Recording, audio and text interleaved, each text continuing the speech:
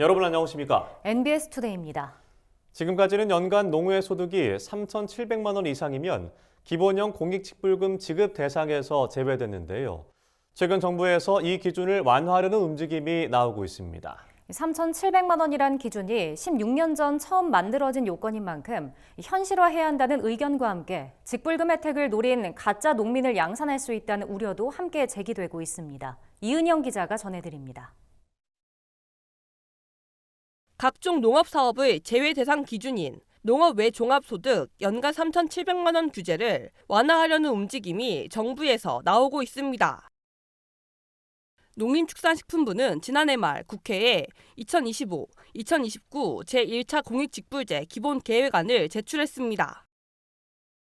계획안의 세부 추진과제엔 직불제 지급 대상자의 농해소득 기준을 올린다는 내용이 포함됐습니다.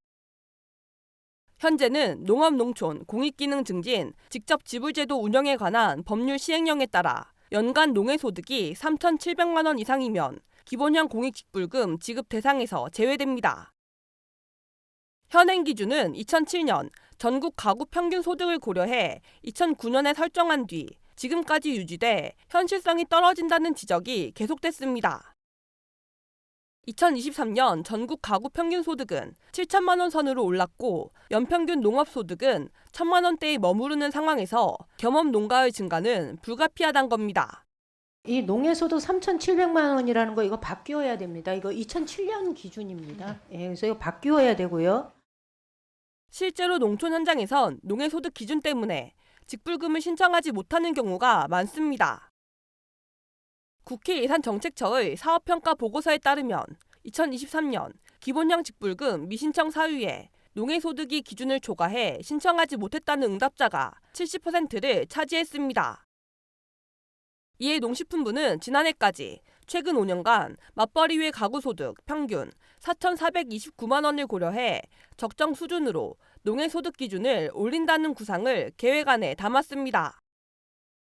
전체 가구소득이 아닌 맞벌이 외 가구소득을 고려한 건 직불금을 지급할 때 농가가 아닌 경영주 개인의 소득을 확인하기 때문입니다. 현재 국회에서도 동일한 내용의 농업농촌 공익기능 증진, 직접 지불제도 운영에 관한 법률 일부 개정 법률안을 신성범 국민의힘 의원이 발의했습니다. 아울러 농식품부는 앞서 올해부터 후계농업 경영인 육성자금과 귀농창업자금의 농해소득 기준을 삭제한다고 밝히며 정책 지원에서 농해소득 기준을 완화할 뜻을 분명하게 내비쳤습니다.